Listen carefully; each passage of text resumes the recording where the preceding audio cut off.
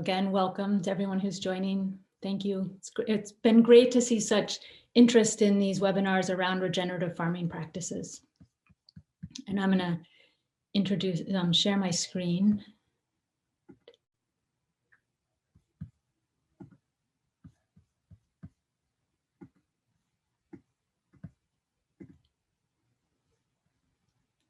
Okay, so as you know, this is the third in the series of webinars that are focusing on regenerative farming practices. And the idea here is really about growing botanicals for more than yield. It's really for the quality, connection, the care for the soil and the whole ecosystem. And I'll say a little bit more about today's webinar soon. For those of you who might have missed the one 2 weeks ago, it was a really great conversation with the challenges and importance of growing botanicals on corporate owned farms. And a key point that I took away from that was a comment by the agronomist from Aboca, an Italian company, when he was saying because they see the impacts, because they're vertically integrated, they control from seed to finished product, they see the impacts of their choices. And so that impacts helps them be more responsible because they're aware, they get that feedback. And we'll see similar things in the conversation today. But if you'd like to see that whole webinar, the recording is available on the Sustainable Herbs Program website. And after this 3 that's really been focused on farming practices, we're going to shift, and the next 2 are looking at livelihoods. One of the biggest threats to the long-term supply and sustainability of the botanical industry, I think, is migration from rural to urban areas, and who is going to do the work. And that relates to the quality of that experience of doing that work. And so on April 22nd, we'll be talking about certifications as a path to sustainability. And that's really going to be looking at what they offer and what the bigger challenges is, and some thoughts on how to address those bigger challenges.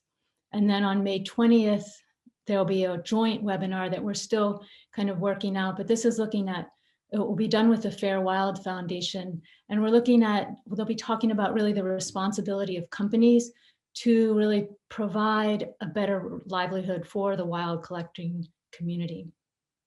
All that information is available on the Sustainable Herbs Program website. And then there's also this concurrent ethnobotany webinar series. And next week, I'm really looking forward to my conversation with Dennis McKenna, whom many of you or all of you likely know for his research really looking at science and ethnopsychopharmacology and the role of psychedelics and ethnobotany. And then on May 6th, I'll be speaking with Kelly Bannister and Vicki Kelly, and they'll be talking about Indigenous knowledge and ethics, the ethics of that cross-cultural conversation. All of these webinars are made available for free through the generous support of Sustainable Herbs Program donors and underwriters. You can see some of those companies here, and they're from finished product brands to ingredient suppliers. You know, a lot of the companies that we don't see on the grocery store shelf, but who have the direct connection with rural communities who are growing and producing the herbs. And so that's where responsible sourcing really has to take place. And so some of those companies are here, which is great.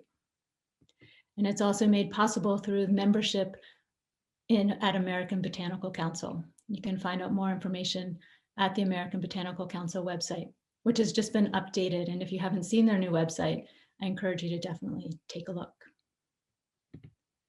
So again, so today we're here to talk about farming botanicals on family-owned farms. And just this morning, I was listening to a course with the Presencing Institute out of Theory U and MIT Systems Change. And they had Aboriginal leaders from Australia, as well as Tobias Brandau from Soil and More, who does true cost accounting and looking at soil health and practices, and does consulting for companies like Pucka around soil practices. And that they were including that range of speakers because the point was that the heart of this change is really a cultural transformation that has to begin with our connection with the land. And so that's why I'm really excited for today's conversation, because all of the speakers have a connection with herbal medicine, herbalism, the theory and practice and philosophy of herbalism, as well as growing botanicals. And so that marriage of connection with the plants and the soil is the heart of the work that all of you all are doing. So I'm excited to have that and see how it weaves through the conversation. And I'm going to briefly introduce you all, and I'm not going to give long introductions. I could give long introductions for everyone, but I really want to have time for you all to speak. So I'm going to go down my list, and the first is Farmer C. I'll say it that way. Farmer C. Clarenda Stanley is a fourth generation farmer. She's originally from the Black Belt region of Alabama. And as she says in her bio, she didn't set out to follow an agrarian path, but she found herself returning to her roots as the CEO of Green Heifer Farms. Founded in 2018, Green Heifer Farms is a socially conscious, natural health brand governed by a commitment to ecological consciousness, equity, education, and economic empowerment. So welcome, C. It's great to have you. And then also have Jordan Pratt, who is the farm director of Kauai Organic Farms. And Jordan comes from a multi-generation farming family that's farmed in the Central Valley of California since the 1850s. Jordan's farmed a variety of crops, including almonds, pistachios, walnuts, corn, wheat, blueberries, beef cattle, and now he's growing ginger and turmeric in Hawaii. And it looks beautiful if you look on their website. That's as far as I've gotten, haven't gotten to Hawaii.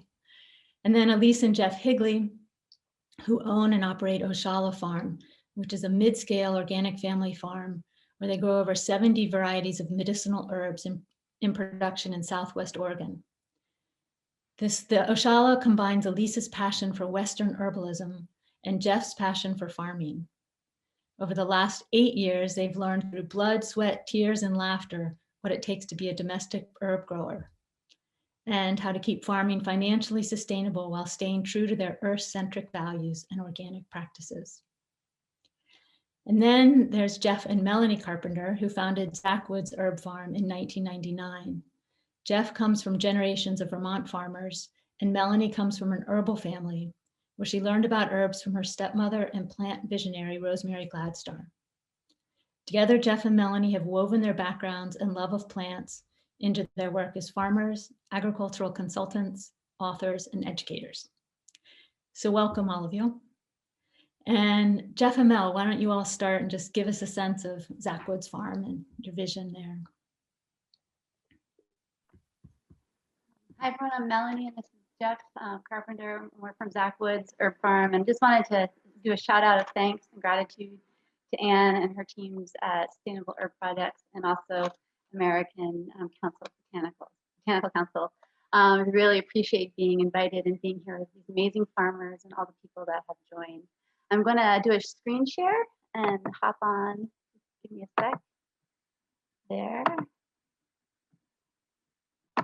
So we are Zachwoods Herb Farm, and we're coming to you, as you can see, with a hat. It's cold up here and snowy weather. We're from the unceded Abenaki homeland in northern Vermont. We grow about 10 acres of land here. We have been farming since 1999, and the land that we have is a small family farm. We are committed to organic practices. We have, at the heart of our work, we are focused on making sure that we bring the highest quality herbs to the people, and that we also farm and steward the land in a way that honors the ancestors here, our relatives, and also is economically viable and socially just. Those are the things that guide us. We truly are a small family farm. It's 10 acres, like I was saying, that we own here, and we lease an additional 10 acres from neighboring farms. And we are focused on doing things by hand with high quality, and then automating and doing different types of economy of scale that makes sense to our farm, while not at all jeopardizing quality. That's the thing that is really important to us. We feel that plants are not commodities. They are beautiful relatives, and that we need to be in right relationship, not only with the land, but also with the plants.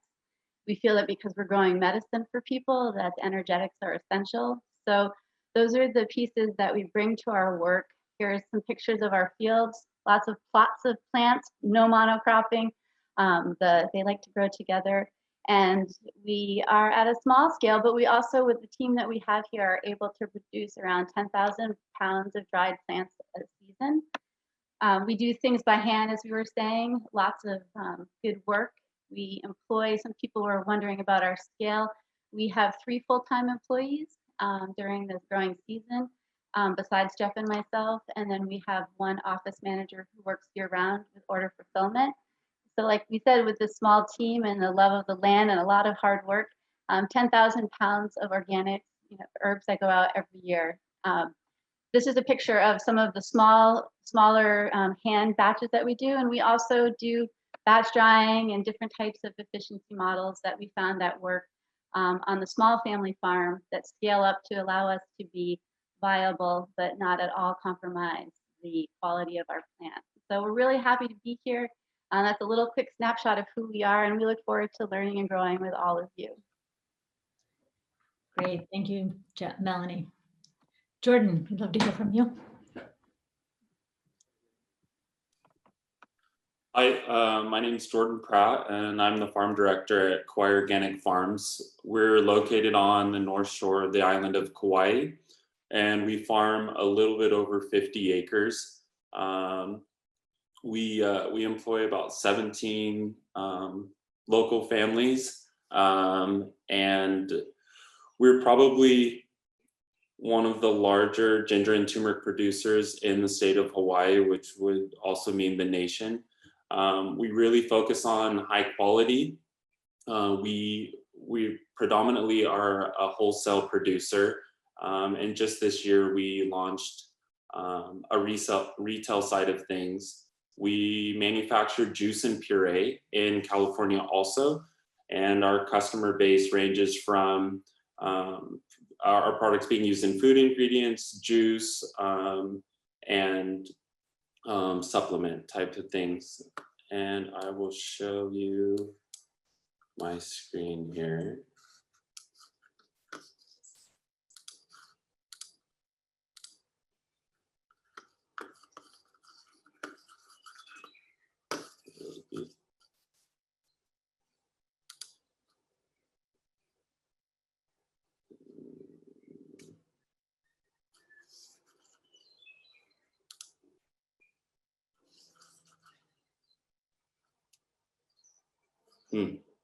Sorry about that, technical difficulties.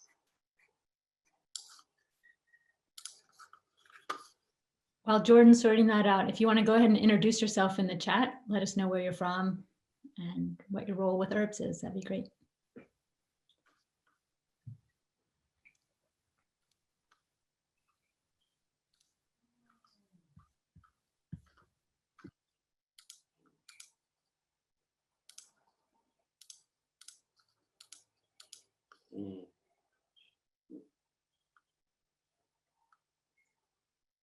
And I don't know exactly what it is, so maybe we can move on to the next and I can share a little bit later on. Sure. Do you want to say anything else now about what you're doing? No. Okay, we'll go on. Yeah. No, it's all right. We one of the interesting things that we've rolled out this past year is we're partnering with a couple customers that are really focused on sustainable and regenerative agriculture.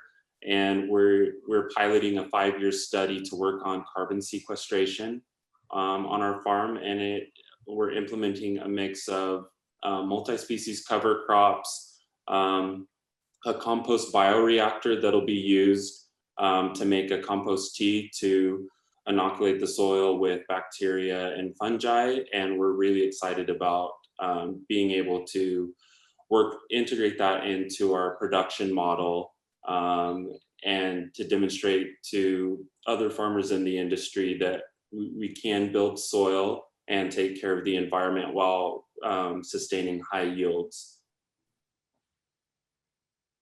That's great. Jeff and Elise, do you want to go ahead? Just unmute me. Okay.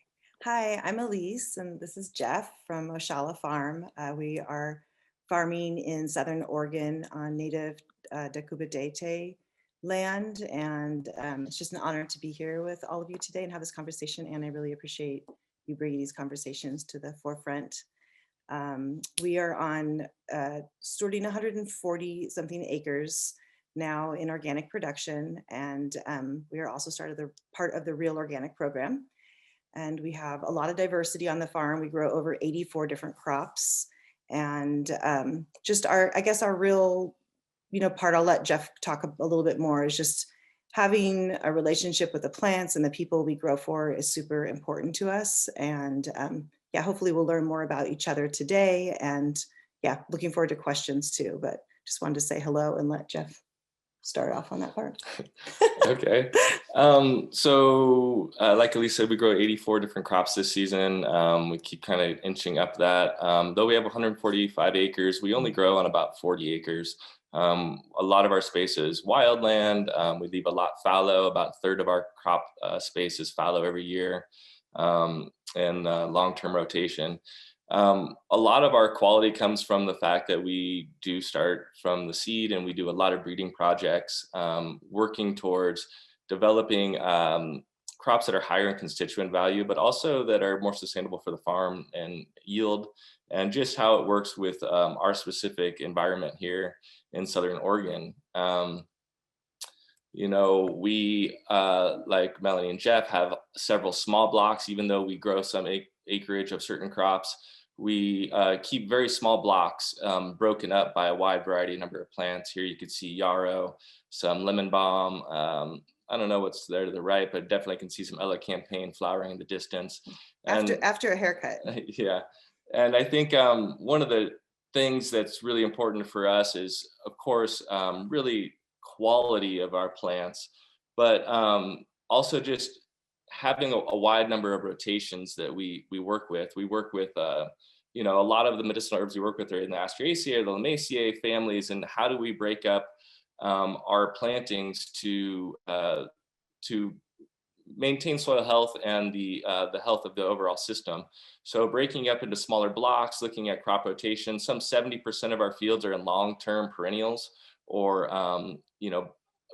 perennials that we treat either as biennials or something. So many of our crops are in the ground 2, 3, 5+ years. So we have much longer periods of rotation than we see in annual production, like vegetable farming and things like that. Our practices are very much pro-life. Organic is that in general, but our entire system is about promoting all qualities of life, not only the plants, but our insects, our pollinators, and we have a wide diversity of animal, insect, and plant life that lives with us on the farm and in our environment. And how do we promote that? And we found that the greatest health of our farm actually is to increase the diversity within our farm to respond to different things. And just working with the natural systems is really an important part of what we do. This is the honeybee and Tulsi. Yeah, this is Tulsi. Drinking a honeybee. Cup. Yeah, and like I mentioned, a lot of what we do is leaving ground fallow and working with natural cycles of cover cropping. So here's this is crimson clover, actually, with some chamomile coming up in it. But how do we work with the natural systems to sequester nitrogen from the air and then impart that into the roots of the plants so that we can bring less onto the farm? And how do we bring less things onto the farm? Via trucking in the forms of fertilizer and fertility management and different things, and utilize the natural systems to our advantage to work in harmony with things that are already here on the farm that we can work with. I showed the seed earlier on. We save almost 90% of our seed on the farm. And a lot of that is a really important part of how we can maintain our sustainability and also work towards breeding into or out of certain problems that we face. A lot of the challenges in this type of farming is really the diversity is a challenge. It's a lot to keep track of. We're a fairly small farm in the grand scale of things. We do have some 15 employees, but we are doing a lot by hand. We have a lot of hand harvested crops. We have a lot of crops that require a lot of, people in the field. And the farm style here in Southern Oregon, we don't have giant fields in our region. So it doesn't lend itself to mechanization the same way that we see in the Midwest, or even in California or the Willamette Valley here in Oregon, where we can put large equipment on the field. So it's a softer touch. And how do we work with those systems and the people that we have available to us to get the highest quality plant material to the buyers and things like that. I was going to talk a little bit about our customers and what we do. We grow partly on contract with manufacturers and finished product brands, also distributors. And then we sell also directly to naturopaths and herbalists, home herbalists as well. Mostly what we sell is on our website. Well, half of what we sell is probably contracted and the other half is via our website. So we're really about creating connection with our buyers, even people who we are contracting for larger amounts. We really like to send them photos of the seedlings we're planting, or like when we're planting the seeds, and keeping them updated on what's happening so that they have a connection with the plants as well. And it's not just, a grand bunch of herbs coming into them, that they've had a relationship from the beginning. They know when those plants were planted. And, some of the challenges with that is that, someone's calling for echinacea and they want 500 pounds of echinacea root. Well, we really needed to plant that 3 years ago. So, how do we deal with some of that for planning, and how do people as, medicine makers and manufacturers, how do you know that what you're going to need 3 years from now also? So that's, I think, a challenge. We're not sitting on a bunch of thousands of pounds of herbs. Yeah, so that is definitely part of it. Being that my background is in herbalism and that I make products as well, like, I think our biggest thing is everything we have leaving from the farm, we want to feel like it's as good as what we would feel putting in our own tea blends or own products. I think that's something that's really important to us. And just, yeah, having relationships. This is a photo of some of the staff just playing around and having fun, but also like the hardest working people we know. As our farm crew is amazing. Most people have been on the farm for 6 years or so. So, and before that, it was just Jeff and I. So, yeah, it's important, I think, who grows your herbs and how they are treated, and the energy that goes into that goes into the medicine that people make. So we feel like that's a really important part of how things work. This is our grandson, Leo. Part of what we do obviously is, we're producing plants for herbal medicine, and that is super important. And the most important thing is that we leave this piece of land that we're stewarding for generations to come to farm. And that is, it's a lot of responsibility. And yeah, we just enjoy working with other people who care about those things as well. So yeah, I think we talked long enough, so leave it up for questions. So thank you. Awesome, great, thanks. Lots to follow up on all the seed. Love to hear some about Green Heifer Farm. Absolutely. So I am Clarence, Brenda, my parents. They got together, got along for a little while. Here I am. But I am known as C by family and friends. And when I became a farmer, Farmer C. I thought people would get like a little spin on it, being as I grow medicinal plants, but most people don't get it. I thought it was clever. So I am the CEO of Green Heifer Farms. We are a little less than 15 acres, located on Eno land in Liberty, North Carolina, and worked and nurtured for many unacknowledged generations by people of the African diaspora, or diaspora, depending on how you pronounce it, whose history was interrupted. And I hail from Alabama, have been in North Carolina since 2007. After a divorce, I gave them everything, including the state of Georgia, and had absolutely no intentions of becoming a farmer. And here I am today. We are a wellness brand. We have a line of delicious teas that are currently all sold out. We use every single thing that we grow. We are, I'm hesitant to use the term bootstrapper because anytime you hear that term, you should think about who made the boots, who owned the space that the cobbler was in, who owned the pasture that the cattle that then became leather fed. And when you really think about that word, it has a different meaning for those of us who have been historically oppressed and marginalized, particularly in agriculture, especially in the South, and definitely in the botanical, natural health, natural wellness, beauty space. There are not a lot of me's in this space, which is a bit contradictory to what we say we're doing. We're growing medicine for the goodness of the planet and to help others and to contribute to well-being. And so I must ask the question, how are you doing that if everyone isn't in the room?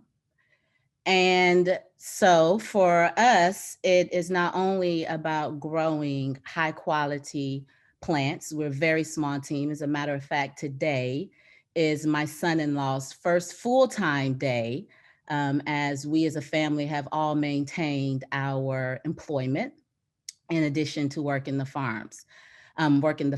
And he is our first full-time employee, solely responsible not solely responsible, but reliant on Green Heifer Farms, which is a lot of responsibility for me. I have 3 children, 4 grandchildren. And wait, I have a presentation. Can I share my screen? I shouldn't say presentation. I don't want you all to get real excited. I put together some pictures. Let's see, present. Let me know if, can everyone see that? Can I get a nod? Awesome. All right, so we're a little different in that I established a brand before I quite knew how to farm. It's been successful, I can say. We just we just announced a partnership with Gaia Herbs as their first ever equity partner. And part of that partnership will result in educational tools as well as our farm being a replicable model for those in this space that are interested in sourcing from BIPOC suppliers. We also have a partnership with B Corp, working on our certification as well. This is me frustrated about something. I'm sure behind me is a sharecropper's cabin that I purchased and have relocated to a farm, because how hard can it be to rehab 600 square feet, right? Well, it's hella hard, as a matter of fact, and moving a little cabin 7 miles was not as easy as I had thought with my untrained eye, but it's there. These are some old pics. Things are further along now, but this is my tea blending cabin. This is my family. This is why I do what I do. It's often said in my bio that I'm 4th generation, but that's because 3 generations don't really get credit for the contributions that they made unwillingly to agriculture. But if we are to be honest, I am a 7th generation farmer, and 8th and 9th are in this picture. If you see that little bun in the oven, he has made it into the world. He just celebrated 1 month.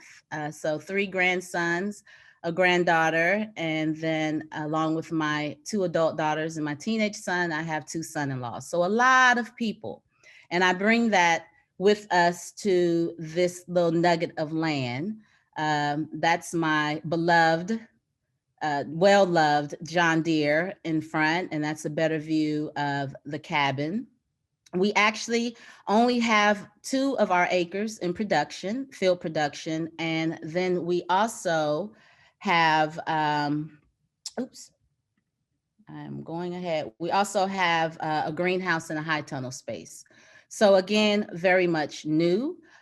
We produced about 3,000 pounds of plant material, and that's including hemp flower. We also grow 3 varieties of hemp as one of our medicinal plants and use the hemp flower in our teas. And then we sourced the additional plant material, which is great because it allows us to partner and support other farmers who share our ethos. And so we follow what we call the 4E's solution because we can't fix all of the world's problems. And so we are ecologically conscious. We grow the best that we can grow with the resources that we have. And when resources make themselves available, we always try to scale not only our production, but our commitment as well. We are about equity. There is such a small number of Black women-owned farms that the USDA census does not even count us. We don't even have a percentage. More so than that, for those who are interested in investments and getting private support, Black women get less than 1%. So as a very underrepresented group, representative of a group, I definitely speak out on equity in the space of agriculture and equity in the space of the botanical industry as well. Economic empowerment, how do you create a sustainable farming enterprise? So working with other small farmers on branding, how do you discover your niche? How do you create a loyal customer constituency? We're very proud to say that we have a very loyal donor base, and we have a waiting list right now, and I get messages daily from people who are requesting pictures of seedlings because they want their tea. And that's a beautiful feeling to have. And then lastly, education. We want people to come to our farms, learn about the plants that we grow, understand all medicinal plants, even hemp, which, you know, is viewed as this, I don't know, it's the hype around hemp is interesting, but, you know, how that fits into the overall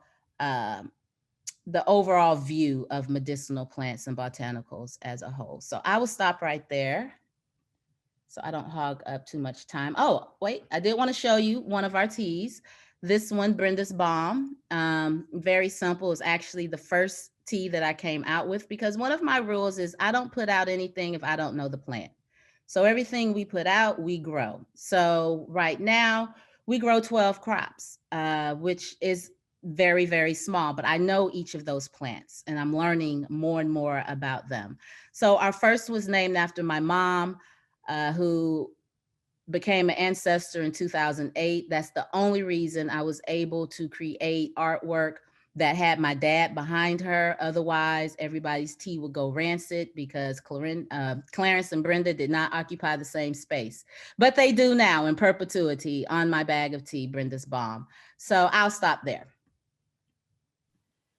Wow, great. Thank you. And thank you all. So see how you said that about how can wellness, you know, the botanical industry contribute to well-being if everyone isn't in the room. And I think of that as a way of framing this next question around quality, because quality, it's not just about yield. You know, that's the kind of global commodity supply network. It's all about yield and it reduces to this single thing. But in fact, it's about well-being and well-being broadly defined. And so I'd love to have you all talk a bit about how you think about quality, what that includes, and maybe starting with, there was a question about getting higher constituents in the plants, because ultimately, if you're going to succeed as a business, you have to have a botanical that is going to sell and achieve what you hope it's going to sell. But broader than that, you know, health of the soil, quality of the ecosystem, quality of the labor force, all of those things. Mel and Jeff, you guys want to start? You're muted. Hey.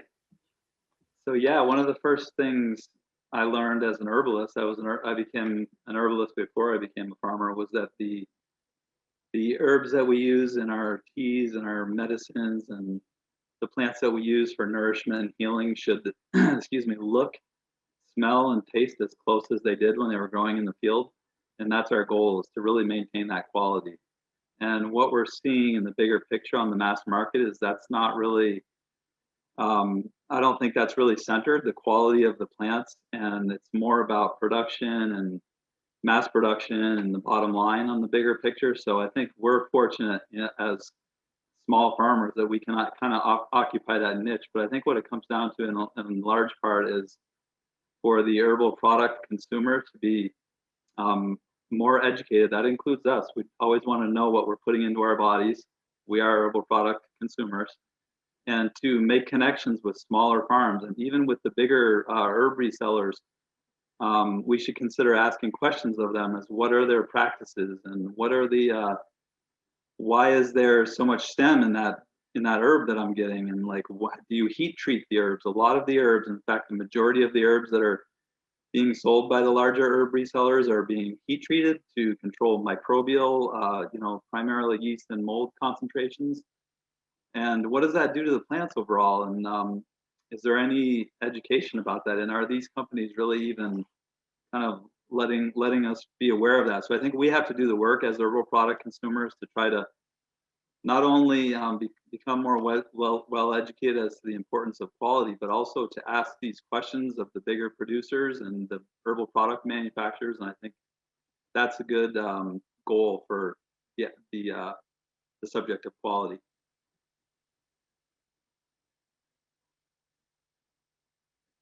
Some specific things, practices that you are doing on the farm to ensure that higher quality? What we're doing on the farm is really trying to, primarily it starts with feeding the soil, because healthy soils make healthy plants. And a lot of the plants we grow, we're growing them and people are buying them because we want them to have high nutritional value, high contents of minerals and other, you know, other healing compounds. What we're doing when we do that is when we harvest the plants, we're taking those minerals out of the ground. So we have to really focus on replenishing the minerals. So we're remineralizing and we're adding more organic matter to the soil in the form of compost and cover crops. And we're always trying to make sure that we end up with a net gain rather than net loss. And it's not always easy. It's challenging, especially on a small farm. We don't have the vast amount of acreage that allows us to leave a lot of our land in fallow. So we have to be really creative with our cover cropping. But again, the quality comes down to us with the intention of growing the highest quality that we can, not only in the tangible sense of quality as looking and tasting and feeling and even some laboratory you know, analysis of the material, but the energetic quality too. How we approach the work that we do and how we treat the land and our employees, and quality is a really pretty broad scope. And one thing I'll add, I just want to echo what Farmer C said, is like knowing the plants that that you're working with. We started out with like 70 varieties that we tried to grow in our first year, and then as students of the plants, we were studying what likes to grow here, and we're down to like 35 plants that love our home, love this bioregion. We're not trying to grow everything. We're trying to go deep and doing those plants really well, and also they'll tell us what they need. You can do that by a lot of observation, by testing like Jeff mentioned, but also just really being students of the land and students of the plants. And we found that that is really helpful. And just watching the efficacy as the plants go out into the people and hearing how it works. And then partnering with, you know, we don't have many manufacturers, but the ones that we have worked with and that we continue to work with, they want that quality. So we focus on those pieces. So I think that's been really great to go from 70 to 35. That's great. Jordan, I'd love to hear you contribute, and add, especially because you're really focusing in on a few crops.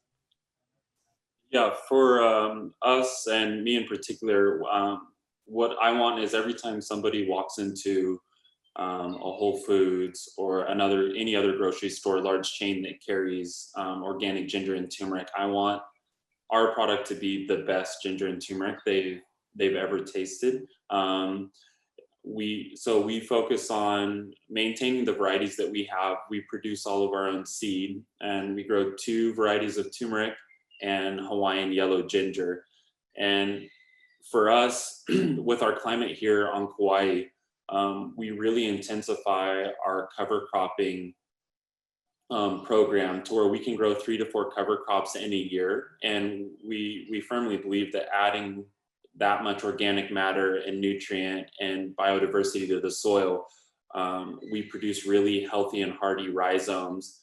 And it'll be interesting in the years to come. We're starting to do some nutrient density testing to see if those practices and models really do help us obtain higher, nutrient levels in the crops. Another part of it for us, in terms of quality, our crops have to be grown in the tropics, and we're the closest tropical region to the United States. Most of the other product in terms of ginger and turmeric come from, ginger from Peru and South America, or ginger in China. And what a few studies have shown is that those tend to be contaminated with lead. And then a big deal for us is that in some of those other countries, employees aren't being treated fairly, and then their organic and food safety practices aren't up to snuff. And then we start to see that in the marketplace when products are being tested and added to supplements and juice. And so originally coming from a conventional farming background and then, segueing into organic, it's been really important to me of knowing what we're putting in our bodies and not having, anything harmful associated with the crops that we're using as medicines. It is a big deal. So we that's how we focus on quality. And yeah. That's great. I wanted to ask, can you talk a little bit about the testing around nutrient density and practices and how you're going about getting that information? Yeah, so for us, it's more about setting a baseline. So, we start from where we're at and we know kind of where we want to go. And so main thing like in turmeric is we're testing curcumin levels. And what we want to see is that by trying to mimic a more natural ecosystem, if we can over time increase those levels and make the medicinal properties of our crops more prevalent. And that's the beginning stages of that. Yeah, we've just started that this last year. Mm-hmm. That's great. Elise and Jeff, I'd love to hear you all. That's a good information. But wait, before I wanted to prompt you with one point around it. It's because you all are the one farm that really is hiring a work crew. I'd love if you could add in the challenges and how you think about that, working with farm workers and quality in terms of labor practices and things like that. Sure. It's kind of a hidden side. It's a hidden side of the botanical industry, who's doing that work. Yeah. Well, one thing we were talking with some of the other farmers here earlier was just about like the growing season, right? Like not all of us grow year round. And so that is challenging to hire farm workers, especially in botanicals where it's not, it's something you really need to train people on, and they get to need to know about all the different plants and how we harvest each one of them or different parts of them, everywhere from seed to aerial tops to roots, flowers, all of that. And so we want to keep our staff on as long as possible. So we also have created value added products that we work on during the winter time. And so that's one way we have helped sustain and keep our farm crew year round. I think that's been really important because a lot of agricultural workers are brought into farms. They work really hard for, part of the season at the height of the season, and then they're let go. And then how is that really sustainable model for somebody to invest in agriculture, right? So, and the other part we didn't get into, we may on another conversation because it might not be the same for this whole group, but it's just like, I feel like we've kind of worked on a fine balance of mechanizing because of the scale we're at. We do have some mechanized equipment, and then a lot of it is by hand. And so, we've been real advocates of trying to mechanize where we can with a fine balance of also having a connection with the plants, because we want to keep our farm workers and our crew with us for years to come and not break everybody's back, because it is a lot of hard work. Farming, hand picking, harvesting, we're moving hundreds and thousands of pounds around each year. And so it's a lot of really hard work on a human body. So I think that has helped keep our staff together. Yeah, I think there's a lot of parts to the puzzle. It's starts with soil care, like Jeff had mentioned, but then it's plant care, then it's harvest timing. So capturing that moment to get that, a matter of days can make a major difference between something being overripe and catching it at the right moment. And for us, we also had to really, there's a major learning curve in drying and a large investment in drying. And I think one of the big delineators between the mid-scale farms and the larger farms is the quality of how we can dry and put the attention to detail in that, and being able to bring out a product like Jeff had mentioned that is not heat treated, has not been steam sterilized. A lot of these constituents are in the volatile oils, when you look at the mints and things like that. So much of the value there is in the smell and the taste and the a lot of the aromatics that are there, and those are easily lost, both in the drying cycle and in post-processing, whether it's through sterilization or milling or other parts to it. So a lot of for us is getting it at the peak moment, getting it into the dryer as fast as possible. Our goal is usually 10 minutes from the field to the dryer. And then each crop having a specific profile of how we dry it, what the temperatures are, how much airflow we're looking at. All of those types of things really play into how we can keep the highest quality possible through the whole process. And then in the post-harvest handling of how we actually garble the herbs or mill them as needed, depending on the individual products, so that we're getting the highest, the most medicinal value out of that plant to the end user in a format that they can use. And that's not always for everyone. Yeah, that's what I wanted to mention too, is like what Jeff and Melanie were talking about, is that, we give at the scale we're at, we give our customers options. Like if they buy online, it's everything hand processed through a screen. And most of the customers we have, that's like what really makes us different, right? They see pretty much the whole leaf in there, and it's, shocking, and they're not getting all the stem or some stem that comes through the screen, but it's still there. But and then we also grow to spec for people who are going to get it milled, and or they need a tea cut or powder. Right. So I think there's, for us, and it's like all of us say, we're not big enough to fulfill everybody's needs, but like, how do we connect with the customers who are really wanting connect with the growers that are growing in values that they really believe in and want to support.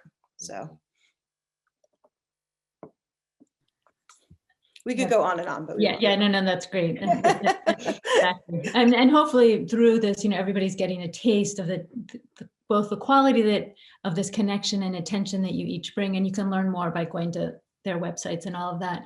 See, I'd love to have you continue with that, and also maybe segue into talking a little bit more about the partnership that you mentioned with Gaia, because that is addressing a key challenge around access and market. I mean, all those sort of social, economic pieces, cultural pieces of quality and farming. Sure. So for us, when it comes to quality, there are a few things we have to consider. Now, growing up, I never received any type of farming education that separated the science and the spirit. It was all one concentric circle. And as I grew older and went to school and went to college, that is where it became more about the science. And working in the environmental space, in addition to having a farm, I often hear about the science, and that's often a point of tension when we're working with indigenous communities or local communities, because they don't separate, again, the spirit from the growing. And so for us, we don't either. It's always, our motto is always, we do the absolute best we can at that given moment. And so while we are very much learning, we're learning more about soil health and the importance of cover crops and rotation. We're learning about the good little critters and the ones that may be cute, but they're not necessarily, and how we can utilize beneficial pests and things such as intercropping in order to be able to manage any type of weed or pest problem with as little chemical intervention as possible. We don't use chemicals at all. That's just a good rule of practice, we feel. We make sure we get our water quality measured to ensure that we're using good water. We use good soils. We add organic matter. And then we're also learning about the plants again. I need to understand terpenes and the hemp varieties that I grow. I need to understand their cannabinoid profile and how their terpenes marry well with the terpenes in my other plants. For example, hemp and holy basil have almost the exact same terpene profile. They marry beautifully. And so I have to think about that. But I'm making tea. And what I love about tea is tea has grace. It gives you grace. It allows for a lot of mistakes. My customers are not drinking my tea and skipping a doctor's appointment. I hope they're not. My tea is not designed to replace or heal necessarily, but to enhance. And I have to make sure it tastes good. So I have to think about things like that. There are some absolutely fabulous medicinal plants that taste like crap. I don't care how you dice them, okay? They only need to be consumed in a capsule form. I can't put that in tea. So for me, quality is also about what is the customer experience as well. Is that a quality experience? So regarding the partnership was a co-creation, which was very important to me. I was a bit tired of performative receipts. You know, no one should be surprised if you say they matter to you. It shouldn't become as a shock. You know, like, you matter to me. Really? I never knew that. If they say that, then you have done a pretty crappy job of showing them the significance that they have in your life. And I saw a lot of that happening in 2019, 2020. And so I had received a small grant from Gaia Herbs, and I liked the way that they handled it. You know, it's $5,000. It's not going to make or break a bank. It's not a 5-page application. You're not asking for these reports and all of these things that, for those of us who have to validate our existence every single day, I really don't feel like going through all of that for $5,000 that you have a disproportionate amount to, because the system was designed for you to have a disproportionate amount. In order for me to get a little bit of it, I have to jump through hoops. No, thank you. And so they didn't require that. And I appreciated that and valued that. And so I went back to them and said, well, how would, you know, what do you think about us creating something together equally as partners? It's not it's not charity, which a lot of times when there is that exchange from the side that has the disproportionate access to resource to the other side, they get billed as charity, get their names on the front of magazines, and they get a tax deduction. It's the best scam ever. It wasn't that. It was, we value your time, we honor your time, and we value what you're bringing to the table, as well as I value the fact that they have created a brand that is a mainstay in this space. They do demonstrate through various actions that they are trying to be a good company. And that's the type of company I like to be in. So with this particular partnership, it's 2 years. We went into it knowing that we don't know exactly how it's supposed to look. We have an idea, we have a direction that we're going in, but we're nimble, we're flexible. We're realizing that everyone is learning in the process, and we may have to make some detours or some changes as things go along. But ultimately, the goal is, although I don't necessarily aspire to be a supplier necessarily for larger brands, I would like to have that option. And more importantly, I would like for more farmers like me who are coming into this space, who are starting on very small pieces of land, maybe 1-2 acres, who may be coming into it without a breadth of knowledge. They didn't study horticulture or agriculture, any of that in school. If they, you know, even went post-secondary attended any post-secondary education, but they're interested in this lifestyle. I would like to be able to help them do that, build capacity in a way that doesn't break the bank. I tell farmers all the time, like when somebody sends me a message and they say, I want to be a farmer so bad. I was so inspired by you. I quit my job and bought some land. I'm like, why the hell did you do that?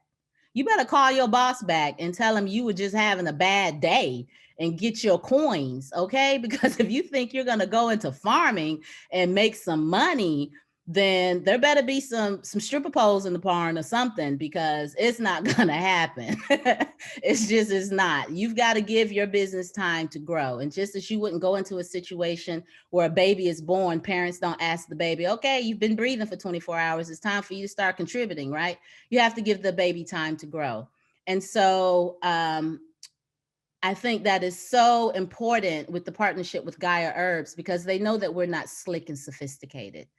And what they can offer me as I'm building capacity, I don't have access to a large legal team. You know, I don't have the Q&A capacity that they have. They can be a true resource with their brain trust. I want to know how to get better quality seeds and learn more about genetics when it comes to seeds. I want to know more about botany and the actual structure of plants. And so they're going to allow me to have access to their experts. And so it's a 2-year partnership.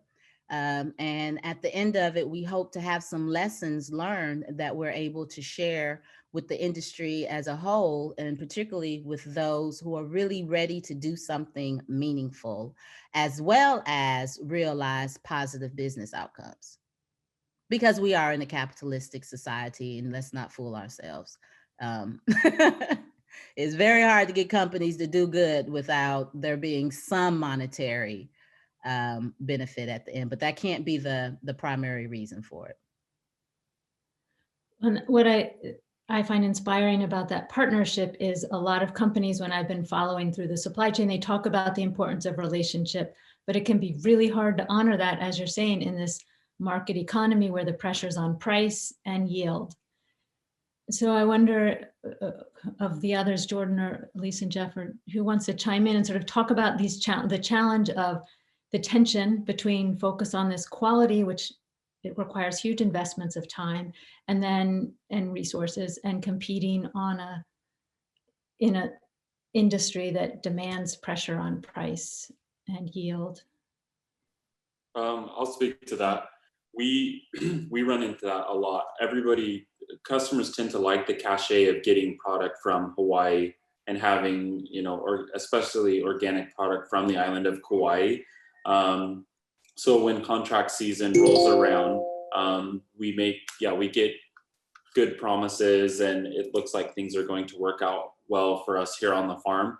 But then cheaper products will come in from, say, South America that can be, $2 to $3 a pound less than us. And some customers will buy portions from us to make it, to show good face to their customers that they are buying domestic, organic product, while the bulk of their volume might be coming from another source. And that's rarely spoken to. Jeff, yeah. I think that's a very valid point. I mean, we all the time, people want to buy domestic, they want to buy local. And then at the end of the day, the pricing comes down to, well, we can get that cheaper in Egypt or India or China.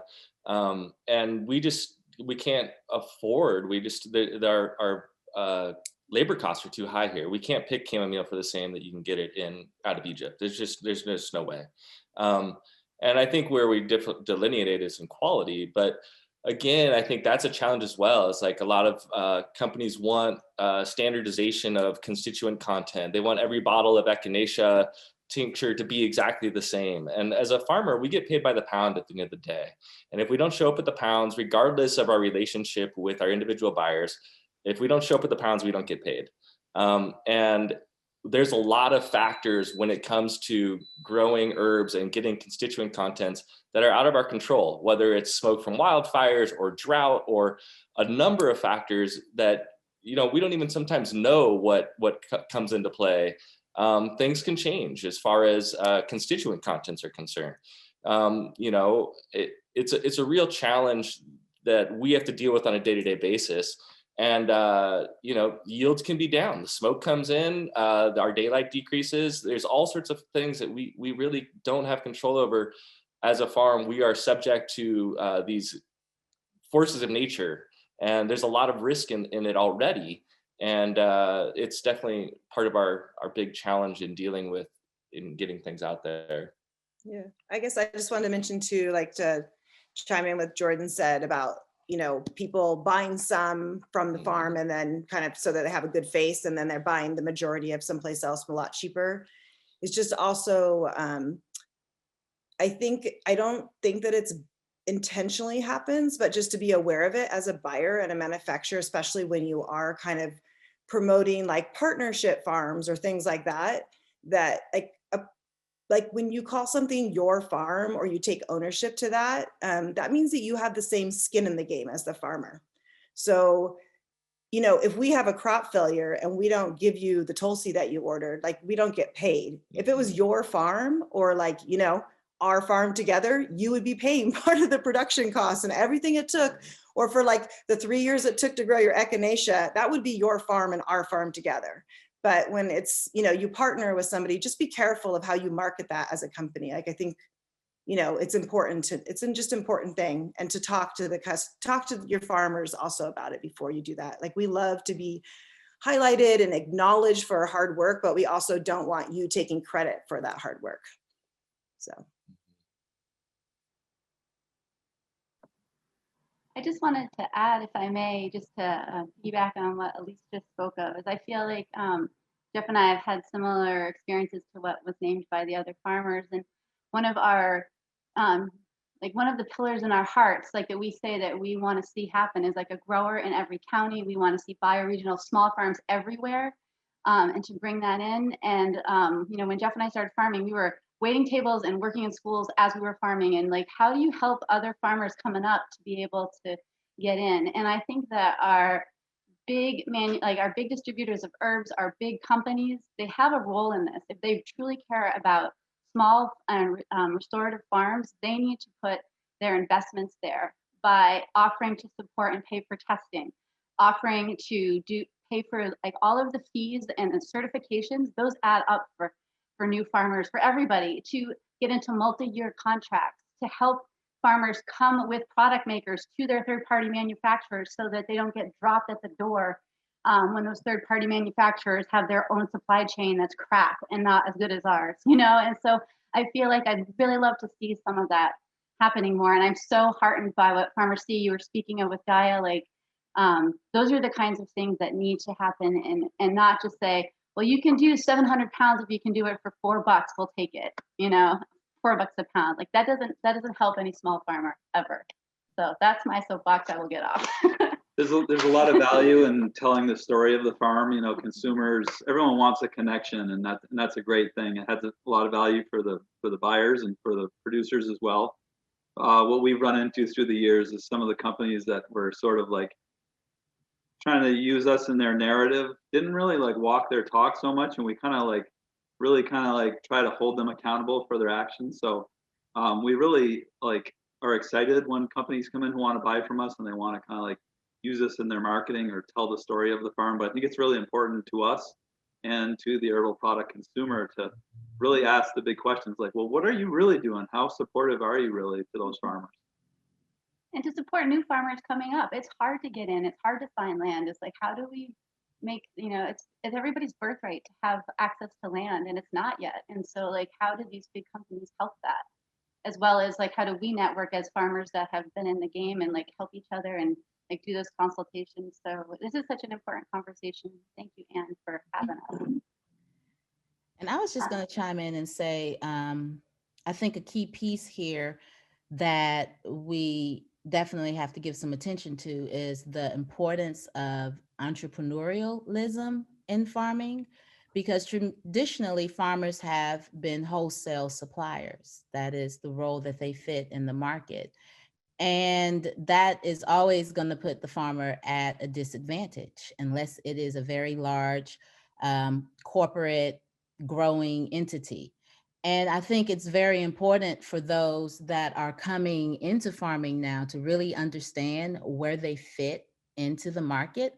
For us, we realized quickly that we had to vertically scale, that we had to create our own market demand for our products and focus on building our wellness brand that has a farm, as opposed to being just, just a farm.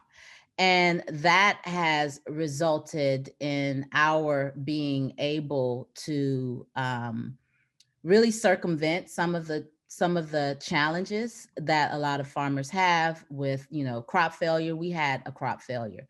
So I went to another farmer who didn't have a crop failure and I bought his stuff and was still able to ensure that we met the need for our customers. So it's really important for farmers to spend that time marketing. Social media right now is critical to farmers. You have people who don't even farm anymore. Some of the most popular farming YouTubers don't even farm anymore.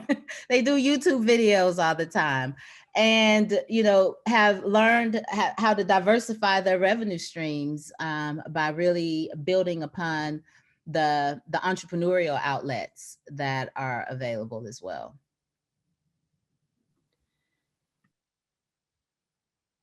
So did you want to go ahead, Lise? Yeah, I think both Jeff and I wanted to add in that for people that are manufacturers or different companies buying herbs, we just want to mention, and maybe our farm is just like not doing well on this part of things. Other people can chime in, but our profit margin when we sell our herbs is like single digit. So we don't have a lot of room to play. Like, I feel like as manufacturers and the end product makers, you can play with the numbers and you can charge a little bit more or maybe make a little bit less profit than doubling everything. Like as a farm, we really it's pretty average to get 4% profit. Like that's like after working our tails after off. working really hard. I think, like C was mentioning, well, Melanie started, there's huge barriers to entry to becoming a farmer in general, land costs and all these costs, but herb farming especially, there's a huge number of barriers to entry and just lack of equipment, lack of knowledge, lack of, just the sheer amount of information and money that you need to get started. The last session was all these corporate farms backed with huge amounts of money to make these things happen. Which is amazing. Which is great. And we need more of that. But we also need a lot more small farmers out there. And I agree that we need bioregional produced herbs. What's growing in your own region is what's going to be the best for you. And, we're really lacking in the support there from, we're constantly up against this dollar number to try to be competitive with these larger farms just to get in the door in most of these companies. And that's a real challenge to our long-term sustainability and ability to keep doing this. And it's something we're constantly battling as farmers. And, we all see the rock star farmers who, like C mentioned, they've got their products, they're killing it on Instagram, they're Insta famous and all these things. But to do all of these things well is very, very challenging. And there's so many hats we wear as farmers, from agronomists to human resources to, tech department. Yeah, I mean, there's just so many, customer service, sales, all of these hats we have to wear. To have to add another value added product on top of it is very challenging. And I'd say most people who are interested in farming cannot do it. And they don't have the resources to go in and start and get the skill, hire the skill set they need to do all these things. So it's really challenging. And amazing. to sort of segue from that into, and you've mentioned some of these things in your comments about the challenges, but are there some specific things, like 3 things that buyers of products or companies and, contract manufacturers, ingredient suppliers can do to support the work you're doing? And Jordan, I'm actually curious from you, because you're having some partnerships also with brands, right, to do the research that in a way can help demonstrate the value of the way you're farming. Is that, I don't know, so are there specific examples that people in the audience can take away, like, oh, this is a way I can help support more bioregional, more domestically grown herbs? And one question that's been in different ways in the Q&A is around regulations, because I think that is a key thing that can be a big barrier for new farmers. So that's a lot in there, but Jordan, I wondered if you could just take a stab at some of that first. The best example I have of that is our partnership with Mega Food. They buy both ginger and turmeric from us, and they're sponsoring the 5-year carbon sequestration trial. But inside Mega Food, one thing they've done that's really great is they've created essentially a farmer incentive program. So they've come up with a program that is important to them and that they think benefits their company and the environment. And then they'll reward farmers X amount of dollars per annum based on implementing different procedures or practices on their farm. And that's really great because it gives farmers a little bit of extra capital to venture out into doing something they might not have done before because of the expense behind it. And most of these companies are, moving forward or needing to show that they are doing something beneficial to the environment and they are taking care of their growers. Customers and consumers like to see that. So that's something that's really great. Another customer we have, they came to us this year after hearing about the Mega Food trial, and they want to do something regenerative or sustainable. So we're looking at starting a food forest type of model that we'd be able to grow our crops in alongside of a plethora of other different species and varieties. And, they're willing to put money into that. So that's a big deal because it allows us to diversify and do something we haven't really done before. So seeing more of that would really help in the sector.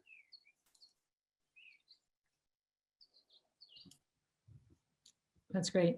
Does anybody else want to add, chime in, other things, specific ways that you feel like, especially companies, buyers could help really put their money where they're, put their follow up and say, do what they actually say they're doing.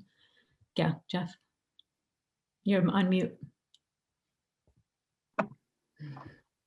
The advent of Dichet and the advent of the third-party manufacturers, the contract manufacturers, has been a game changer for us because a lot of the small to mid-scale herbal product manufacturers that we're working with, had great relationships with, excuse me, were forced, because they couldn't afford to be compliant for the FDA anymore, they were forced to kind of go work with these contract manufacturers. And unfortunately, the contract manufacturers have a lot of power and say over how they kind of manufacture these companies' products. And they are doing most of the sourcing. Most of the contract manufacturers that we know of are doing most of the sourcing. And they're really resistant to these smaller to mid-scale herbal product manufacturers saying, well, that's great, you can do this manufacturing for us, but we really want to make sure that you're using the same sources for herbs that we were using, because it changes the profile of everything, the taste, the quality. And the contract manufacturers have so much power. I think that's one of the really huge hurdles as far as us working with these manufacturers in now and in the future. And I think it's up to the product manufacturers and the consumers to push back. I'm going to use that word again, or that phrase again, to really say to these contract manufacturers, like, I don't want to use the stuff you're sourcing, which is the mass market herbs that's really low quality, mass produced. I'd rather support these smaller farms, because in general, when you look at an herbal product, say a tincture, and you view this in terms of a slice of pie of the costs that go into that bottle of tincture, the raw material of the herbs is a very, very small slice of that pie. The labeling and the marketing and everything is like the majority of the costs, and packaging. So I think it's challenging for us, and especially for newcomers in this industry, to really break into working with these manufacturers. And I think, again, we all have to push back and put the focus and center quality.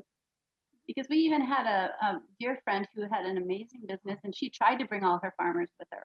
She fought like a wildcat with all those product manufacturers to say, these are my farmers, we grew up together, and they wouldn't use us and our farms in Vermont, a bunch of us. So like, that's really got to change. Like, there should be that that ability for people who are making products and, you know, outsourcing the, you know, the bottling of it and the creation of it to be able to bring their farmers with them. I also think that some of the buyers and some of the herb distributing, you know, mega businesses need to really look at long-term contracts with small growers, and to look at higher price point. Like, talk with the farmer about what is the wiggle room, what is the cost of production to get it at that stage, rather than say, well, here's our $5 a pound price, maybe I can give you 50 cents more, can you hit it? You know, rather have a dialogue about, like, well, what would it cost for your farms or farmers or cooperative of farms to do this in a smaller way, or in a smaller scale. And then I also think technical assistance and grants for equipment would be essential. That's low hanging fruit. How do you get a dryer? How do you get like someone to come in and say, do this, this, and this, and we'll give you a grant for that so that you can get this and here, and then we can have that partnership. Because if you don't have the dryers and you don't have the TA, then it's really hard to move forward. So those seem like easy next steps in my mind for some of that. I wanted to add one, just to go back to Jordan's point of, because one thing I do think that Mega Food, and anyone can go look on their website, their farmer code of conduct, their Healthy Farm Standard, because what something like that does is their brand, so they're working with contract manufacturers and stuff, but they have a brand, as a brand have made that commitment to the farmers that then can be audited, checked against, measured against, because I feel like the system to change has to work for all of the stakeholders involved. And it's figuring out how to get everyone in the room to talk about, because I think US company, there's a pressure on price because, you know, herbs coming from Egypt or China, you can get for much less price, and then consumers don't have that awareness of quality distinction. Yeah, Elise, and then pharmacy, I think you. Yeah, some of the same things, but a little bit different. Just like, I think all of us that are feeling passionate about having that relationship and working with farms directly to be involved in policy making. Like, we can't just like ignore what's happening because we want to be focused on our farm, or we want to be making herbal products and we don't, you know, so policy, keeping involved in policy, I think is key, so that we don't end up in situations like Mel was talking about.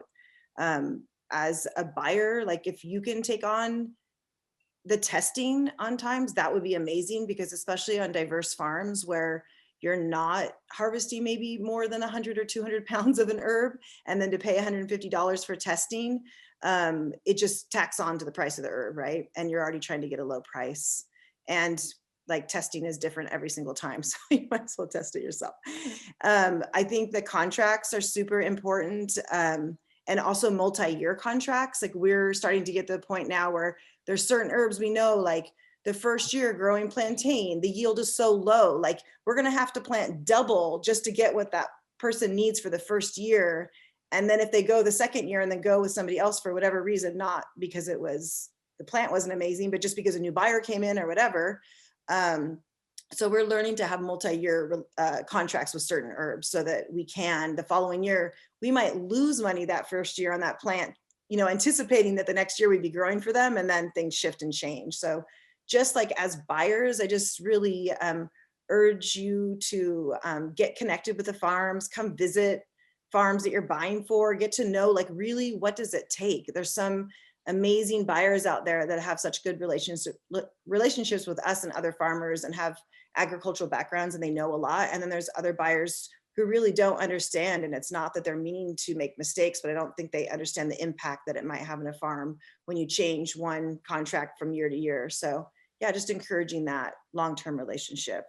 And then deposits on contracts would be super helpful, because, you know, sometimes we're growing for a year or two for you, and then you're asking for a 90-day net, and we're like, we're not your bank. We've been your bank for 2 years while we're growing this, and we paid all the upfront costs. So we really would like to get a payment on time. So yeah, just that. I think I had that contracted deposits, multi-year contracts, testing. Yeah. So, oh, and cover crop. I was like, you know, people they want farms to be doing all these regenerative practices and doing the right thing, which we're all want to do in our hearts, and we're doing it anyways, but it is a lot of costs, like getting the organic certs and all of those things, you know, and I'm sure in other parts of the state, we have a reimbursement program for organic certification. So it's a partial reimbursement, but also keeping that for cover crops and some of the you know, some of the things that we do as farms that would be nice to get reimbursed for. We have all these subsidies for GMO crops, but we don't have it for organic farming the same way. So, yeah. Interesting. These are all really good points for consumers too, to then ask the brand, how are you treating your farmers? You know, do you have long-term contracts? Do you deposits on the contract?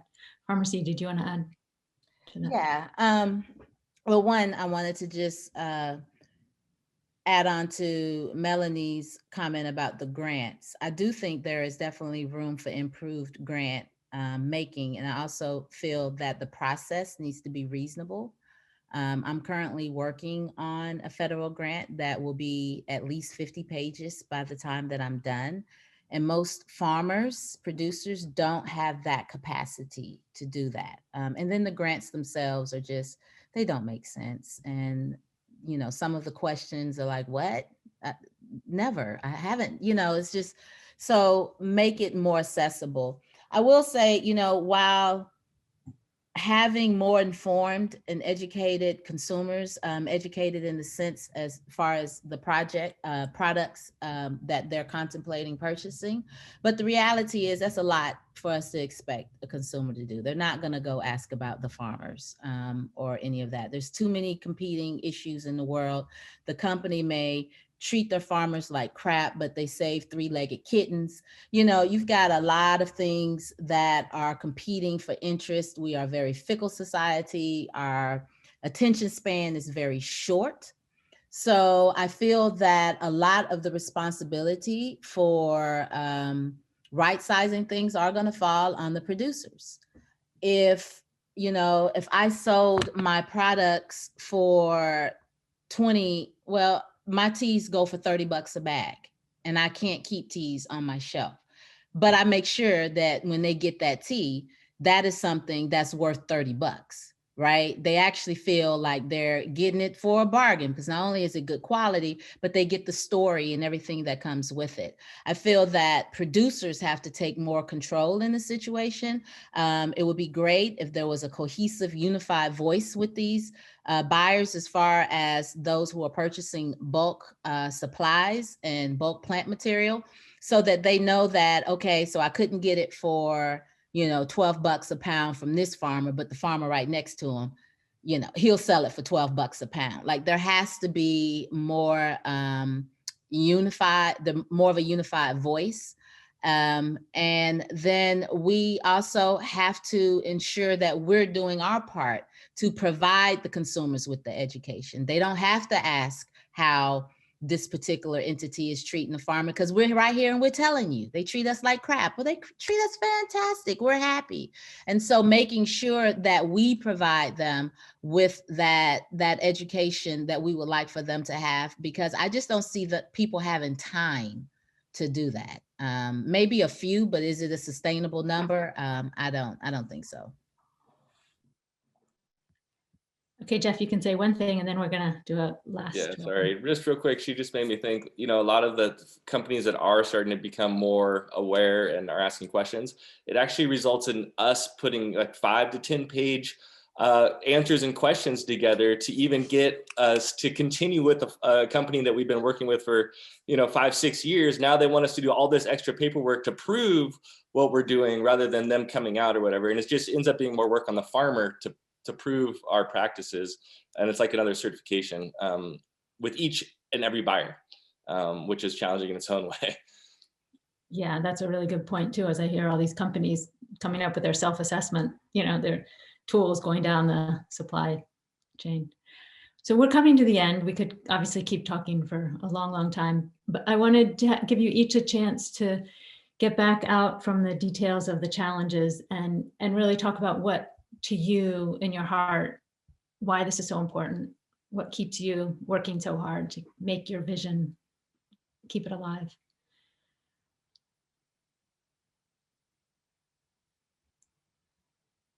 Whomever wants to start first. We can start off. You want to go with this? Or?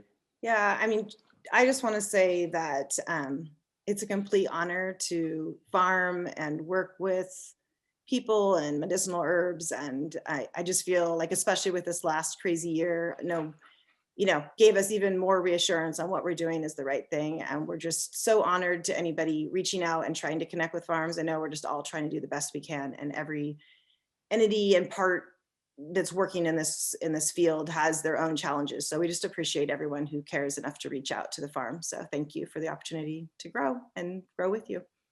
So Yeah, and I think, we're just proud of getting the best quality herbs and stuff out there, so you can make the best quality products, and we get the best medicine and plant juju to everyone that needs it. And I think that's really what we as farmers are trying to do, and just, appreciate all the support and everybody just attending this and being a participant. yeah. So thanks for having us. Thank you, other farmers. We could talk for days, except for we all have to get out in the field and work. Who next? I'll Steve? jump in. Yeah. For me, it boils down to quality of life. Even with all of the challenges, with all of the obstacles, I am still happier outside working with my plants, feeling the sun on my skin, experiencing nature with every sense than I am sitting behind a desk all day and working to achieve someone else's dream. So it's about quality of life. It is about me being able to focus on all of the things that matter to me: legacy, environment, equity, education, all of those pieces. And I'm able to do it while doing something that I love and being compensated for it. So yeah, for me, it is absolutely about that. Great. Thank you so much. Yeah, just coming from a farming background and being able to continue that on and continue that legacy while growing crops that really matter to the populace and consumers out there, and getting the feedback from that's the best, ginger or turmeric we've ever tasted. Or, if somebody's having some kind of, simple medical ailment, and then hearing that, ginger helped their stomach condition or something like that, and knowing that, we grew that crop for a year and that went out and it's helping somebody and it's making their quality of life better. And, especially with where we're at with climate, being able to do the right thing, make a living, and help the environment at the same time, all of that in a bundle it's really rewarding at the end of the day.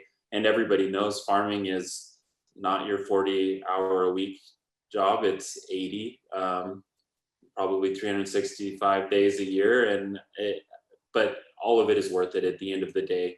And yeah, I'd like to thank all the other farmers. It's been great getting to know you all. Thank you. Yes, I'll acknowledge and echo what both Farmer C and Jordan said about quality of life and the kind of feedback loop from the consumer, from our buyers. That's really what keeps me going is, oftentimes, oftentimes people who are new buyers ask us why our prices are a little higher, and we have to kind of explain, well, we're different, it's hand garbled and we're a smaller farm and we're less automated and all those reasons. When they get the herbs, if we send them samples or they buy the herbs, hearing the feedbacks, whether it's they call us or email or we meet them in person at a conference or another place, just seeing the wow factor and the difference of the stuff that they're kind of used to on the kind of commodified herbs market really keeps us going. And it all comes down to, again, Farmer C and Jordan, like quality of life, and knowing that what we're doing is really making a huge difference and helping people get better and helping the environment around us. And we're just trying to do it in a sustainable manner. And so far it's working out well. And I also want to say that it was great to do this with all of you. And I look forward to meeting you all in person someday. I hope that's soon. Can't wait to go to Hawaii and see you, Jordan. And that alarm was for and our you can all daughter. come here anytime too. And that alarm was for our daughter, reminding me to do something with her later. And that was the real reason, one of the reasons I continue to want to do this work is for the next generations coming up and for the legacy. And I think we all need to learn how to be better humans, and the plants teach us that. And I think that being in their communities all day long with dirty fingernails and you know, that's where I want to be every day. So it's great meeting y'all. So thankful. Thank you all. I'm gonna let that end on Mel's notes of being out with the plants all day, that they help us be better humans. And thank everyone for joining. And again, we'll share the full recording of this. And at the Sustainable Herbs Program, we're really thinking about how to carry on the themes that have been raised here so that it leads to action, so that it's not just talked about here. There are also lots of questions I know that we didn't have a chance to answer, and my apologies. And I'll get a list of those and see what we can do about following up. But thank you all so much for your time. It's been so great to hear about you all and what you're doing. Thank you. Everybody.